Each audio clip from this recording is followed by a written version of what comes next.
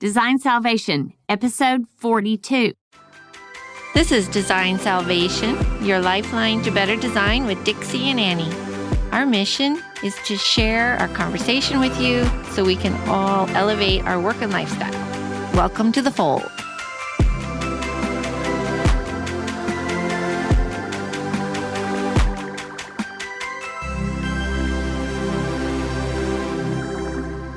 Hey, y'all, it's Dixie Stark. And Annie Lundquist. We're Design Salvation.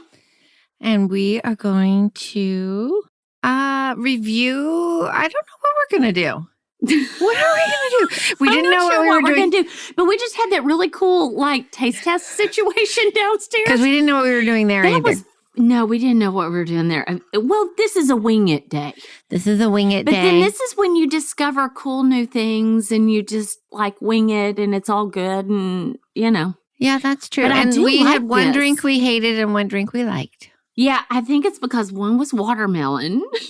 I don't think that was the problem. And the other one was cherry. And we opted for the cherry. The cherry's good. Yeah, it's delicious. And it's a soda. Put a little citrus with it, and it's really, really yummy. And it's a one-ingredient situation, which I am very happy about. Yeah, you do like that. I do like that. Simple. It's just a soda that I found, actually, I think at the liquor store. You know how they have sometimes special? Some of the little extras. Some little extra. And I just don't like the name of it. Yeah, it's called Balls, but it's BAWLS. Yeah, just look at the bottle. It's adorable. The bottle is so stinking Which means cute. I didn't look. And that's what happened. You picked it up, didn't look at the name. That's right. Because if you had seen the name, you would have been mortified and you would have been completely. okay, not doing this. That's kind of funny though. Yeah. But it's so cute. It's Anyways, really cute. And it's tasty to boot. So that's all good. Mm-hmm. How you holding up? Well, I'm good. I think maybe we should circle back on our quarantine episode. Because probably a good idea. Mm-hmm. I'm excited to think about some of the changes. We could talk about that. I think that's a great topic. The changes that are going to occur as we come out of this and how it's going to drive design. Yeah. I mean, in our industry, don't you think there are going to be massive changes? I do. And innovation. And we might not, they may be introduced subtly because changes take time, of course. But I feel like the creators that we are and the inventors as a United States that we are and everybody that's in chemistry and medicine, I think that things are really going to change where design is concerned as well. Yeah, I think it could be a whole new market. I think it was a somewhat of an emerging one in probably subtle ways that we all weren't super aware of. But now I think it's going to move to the forefront. And I love that about life and change, that good things come out, new things and innovation. It's so the American way. I was just thinking about the other day and I was like, when we got all the faucets, so plumbing, for instance, plumbing's one of the places that we're interfacing with our hands and, there are all these great changes, and so I could see a lot of innovations happening where plumbing is concerned. I mean, the steam units have become very, very popular because steam has a medicinal quality about it. And steam can actually even clean the air and clean surfaces if it's at a certain temperature and been there for a while. So that became very popular. And, I put a lot of steam units in the master suites and in the kind of sauna spa places and residences. But then also remember when it was really all the rage to have your faucet at your sink to be motion censored. Yes, which often if it goes haywire, you're in big trouble. Yeah, you're in trouble. And so I think that the developments where that is more economical and actually even more reliable is going to be a huge breakthrough where plumbing is concerned. I think that's going to be kind of vital. I even had a client do kind of the European thing. I know you'd love that, where you use a pedal to turn the faucet on. Oh, interesting. Yeah, that would work for me because then it wouldn't break down. Yeah, it's in the toe kick. It's in the toe kick and you just use a pedal and that turns it on. And, it's just hard for me because I'm so not modern in my taste. I appreciate it so much, but it's hard for me to give up hardware and faucet handles, right? Because all those things. It's just jewelry, and I love it is the unlacquered brass, and to just have the spout and the pedal is like, oh. I know that's a little hard to kind of come around to, but it makes total sense. When you're cooking and you're doing chicken and stuff, you don't want to touch anything. And no, I don't have an ideal kitchen for that. So I have to go back and wipe everything down afterwards. You do. You're pretty good about that. I'm pretty good about that. Yeah. I mean, I just see. I could see where everything from the plumbing to, like you just mentioned, hardware to even just soap dispensers and and how many of them that we have, like what is the new norm? I get really into all that because I loved dissecting the decades, and I love you do. You like history. Looking at trends. I love looking at trends. You're an analyst. I really like to dive into that, and I just can see that this is going to cause a ripple effect in our industry. In a good way. In a good way, yeah. I mean, it's going to open up the doors for new types of products. And new markets. And I do love that. I love that. New ways of doing things. So a couple of years ago, I was building a house with a client, and she was really worried about her kids, and they were super young, and germs and things. And she brought up to me that there's an bacterial doorknob. It's a copper alloy. Antimicrobial. Yeah, antimicrobial. And I didn't even know about it at the time. And I talked her out of it just from a cost perspective. But because it probably didn't meet the budget. It didn't meet the budget. No, it did not meet the budget. And I also at the time didn't think it was right. Well, I feel like sometimes we get too germ phobic, and we need to build immunity with our kids. And she lives on a ranch, and it's kind of, and they have goats and horses, and it's like, well, they're going to be exposed. They should be exposed. This is really good for them. I don't know why you'd be in a panic about your doorknobs. Now things have changed. Things have changed dramatically. She might come back to me and she might be like, Annie, I wanted those doorknobs. I wanted those doorknobs, and you talked me out of them. But anyway, so through Rocky Mountain Hardware, and I'm sure there'll be many, many, many other. Yeah, I think it's a copper alloy. It's something about a copper alloy. They joined forces with another company, a brass. I'm sure it's a plating company of some sort. I'm not sure about that. I don't have all the facts straight, but the copper alloy, copper has so many healing proproperties anyway. But, that's what people wear on their wrists. Yes, and the Tommy Copper gloves and all the different things that, you use for your muscles and your arthritis and all that. So copper's got a lot of healing properties, but I think it's a copper alloy is what it is. And what it does is it is antimicrobial, and doesn't it kind of like self-cleans, if there is such a thing? I think that's right. I think you don't have to go around wiping your doorknobs down all the time. Now, I think it probably still would be wise on occasion, of course, even with those, but that's the idea, that you wouldn't have to micromanage your housework. They already have a lot of this going on in the commercial spaces, particularly hospitals and the newer hospitals and that kind of thing. But I think one of the trends that we might be seeing coming up soon is this to be implemented in residences more often. Especially cool. if you have again, going back to a susceptible group. Yes, exactly. So I think that's going to be kind of fun. There for a while, we were on such a fast pace that it was all about efficiency and all about getting it done quickly and making sure that we could build faster. And now I think it's going to be like thoughtful, safer. Yeah, a lot more precautions. We're still humans. Taken. We're still going to commune. We're still going to engage. It'll be interesting too. Retail's taken such a hit. At least brick and mortar retail, and it just breaks my heart. I know. And I just wonder if this is just the death knell, or when they reopen the malls and whatnot, that everyone's going to be like, yay, let's go shop, let's commune, I don't know. Right.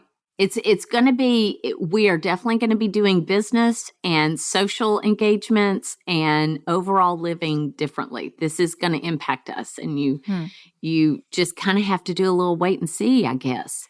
Yeah. But I'm very curious. It is very, and I wonder, and perhaps it's just that recency bias sort of mentality that, we've just gotten through this. And then over time, then we'll shift back to our other behavior to some extent. But I think this is going to stay with us. It's not like CV's going away. No. It's not going away. No. It's just we have cures we need to tamp and it down. vaccines and things of that sort. But I just love how a time in history or a particular event and this is global. I mean, we're talking this is global. It's not like it's just isolated here. How this really affects the way we live as a society and how it impacts how we do things. And I'm just so intrigued by this. Like, I'm just so curious right now. Like, there's a part of me that says, okay, let's get past this so we can see what we're going to do next and how we're going to do it. Like, I'm very, very intrigued. Well, I've always said, I mean, we are optimists. Sure, we are. And I think the other thing is just, I always root on innovation. I love to see what smart people come up with. I don't come up with this stuff. Look, no, me either. Let's be clear. My brain doesn't work like that. But I love to all see the inventors. I love to see it. I know. I mean, change is definitely coming. Change is a good thing. And it makes those people that have those brains, it just sparks a fire, man. The other day I went over to Amy's, my neighbor. Oh, yeah. And Sweet Amy. She has a new phone sterilizer thing. Because I can't spray my phone because my screen is... Yeah, your thing is trash, girl. That confession. So if anybody saw Annie's phone, they would think that she I don't know what they'd think. They'd think you'd been in a car wreck. They would think because it looks terrible. It looks like a teenager's phone. It looks like a teenager's phone where the parents have said, "I'm not buying you a new screen because you didn't put it in a case." That's and right. So you get to live with that phone. That's what it's like. Yeah, it's horrible. Yeah, it's horrible. So the reason I've postponed fixing it is, well, first of all, because I did fix it for $90, and this would be how much? $90. Girl, okay. And so then I want a new phone, but I just don't want to quite commit to the... I know. It's dollar figure. The transfer and the dollar. And the transfer scares me. Like, I don't want to lose a dang thing. I know. We've got all of our stuff. So this sanitizer, wait. Oh. So you put your phone in... It's like a little box. Oh. You stick your phone in there for just a couple minutes. We all know our phones are filthy. Yeah, they're filthy. In just a minute, it sanitizes it. Yes, and I don't think, because I've tried with my college kids to get them to spray their phones. They're not really super receptive to that. I think they'd rather slip it into this little it's just techno easier. gadget. Yeah, it's just easier. Yeah. So you can find those on Amazon. Hers was kind of expensive, but I've seen less expensive ones. You have? Okay.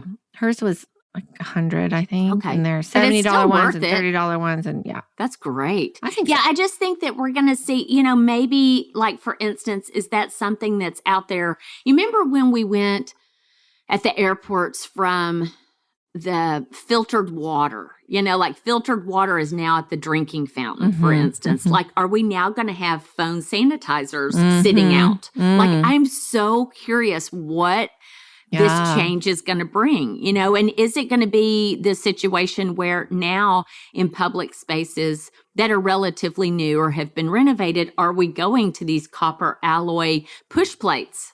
Like, I'm just so curious what is going to change. Brilliant minds are already at work. They are. I mean, the brilliant minds are already like doing the YouTube videos. Oh my gosh, there's some of the funniest things out right now. I just doubled over laughing at people, and I'm like, well, normally I would say you got a lot of free time to be doing that, and now I'm like, I know you've got a lot of free time. Yeah, everybody has free time right now.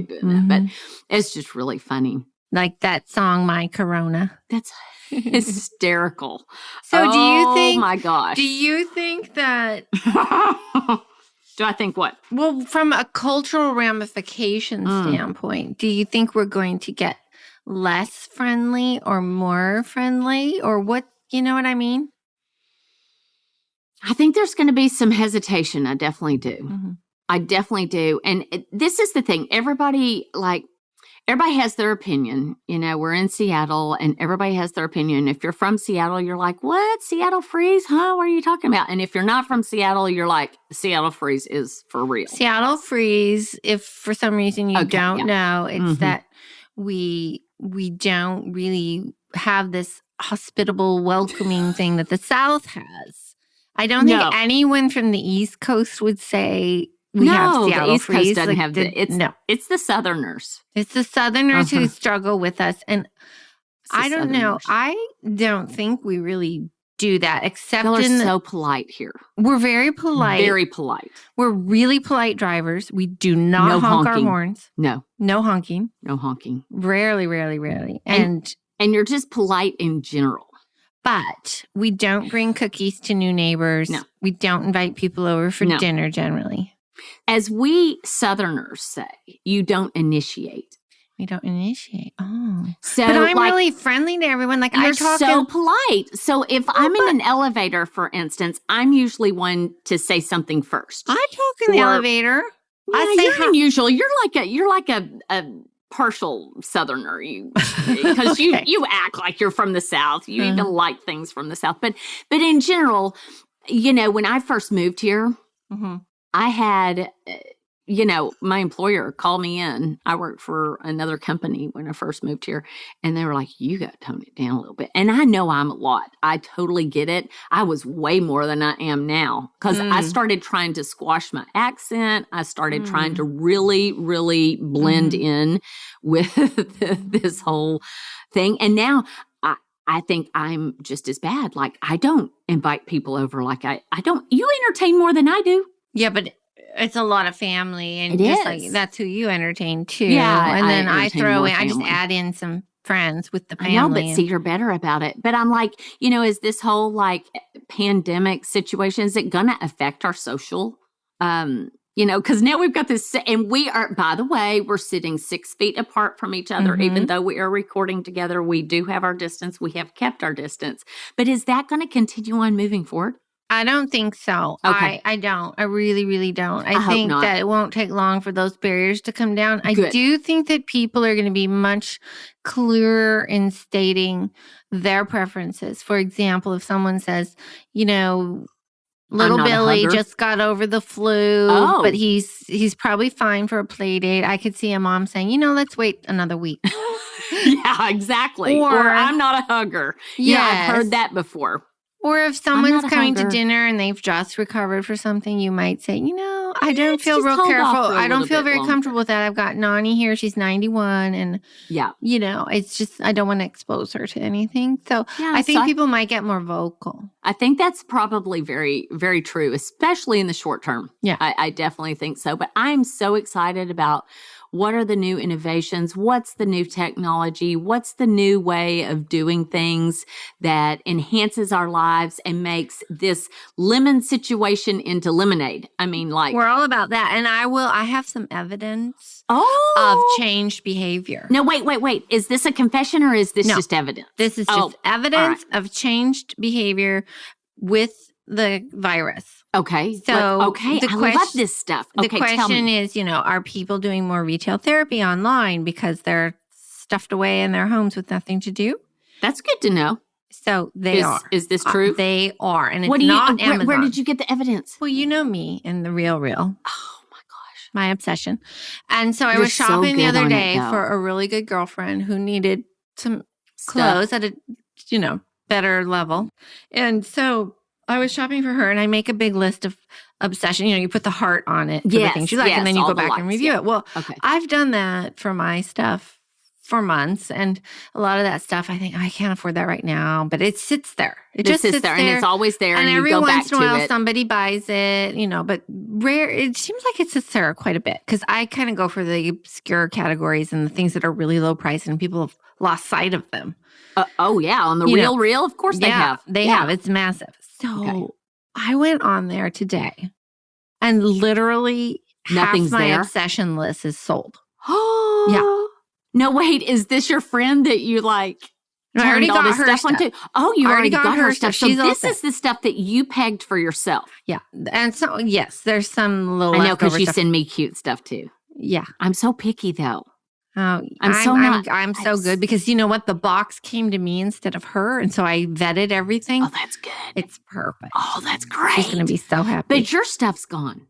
My stuff's gone. I mean, not all of it, but you're like, yeah. So people are shopping. You think they are shopping? Yes. I hope so. I sure hope so. Yeah. Oh, that's good. That's good. So that's a little evidence. So about 50%. I don't know. It's not good for brick and mortar, but it's not good for brick and mortar. Good for the general economy. And we love our brick and mortar, but we do.